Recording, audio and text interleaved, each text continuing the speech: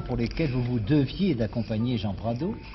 D'abord parce que vous êtes écrivain et que le livre de Jean Pradot est très bien écrit, très intéressant, mais aussi parce que vous êtes médecin. Et il se trouve justement que dans votre dernier livre, Un coup de grâce, vous parlez du problème du cancer.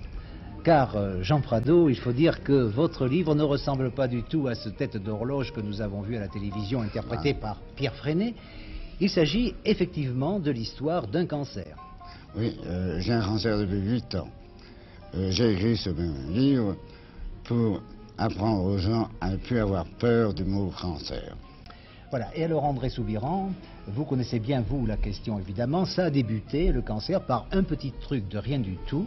Jean Pradot, c'est d'ailleurs le titre que vous avez donné à votre livre. Oui. Il s'agissait d'une petite grosseur que vous aviez sous la langue. C'est toujours comme ça que ça commence. Pendant les premiers jours, on ne s'inquiète pas, et puis ça persiste. On commence à s'inquiéter, on va voir un médecin qui vous dit qui vous envoie un autre, qui vous dit et ça finit sur le billard. Et ça finit avec une belle balafre. Ça finit sur le billard, disons que ça commence sur le billard. Enfin, ça finit. La première partie finit sur le billard, mais c'est une autre partie qui commence avec une belle balafre que je vois sur le côté. Et alors, si on a de la chance, comme il prétend avoir la chance, Jean Pradot, alors on a eu un peu plus tard une seconde balafre du côté droit qui rattrape. C'est ça, c'est pour ça qu'il disait, quand on lui a dit, n'est-ce pas, le docteur lui a dit, ce serait vraiment une très grande malchance qu'après 3 ans et demi, votre cancer récidive. Eh bien, lui, il dit, c'est une chance parce que c'est comme ça va me rétablir, n'est-ce pas, symétrie. Les deux côtés. Oui, mais il faut dire que c'est un optimiste né. D'ailleurs, c'est pour ça qu'il est là, à mon avis, à tous les points de vue. En tout cas, André Soubiran, il faut bien souligner, n'est-ce pas, que ce livre n'est pas du tout un traité médical, c'est pas du tout un journal d'une maladie.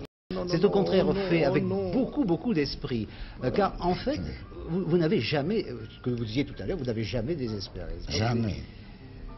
Alors, vous vous êtes trouvé en proie à de grandes épreuves, parce que tout de même, tous ces examens, et puis ensuite, l'opération elle-même. Vous vous souvenez de cette anecdote d'André Soubiran, où il est étendu et il voit le plafond, et puis tout d'un coup, il y a le contact d'une main. Ah oui, ça, ouais. C'était une infirmière qui l'encourageait.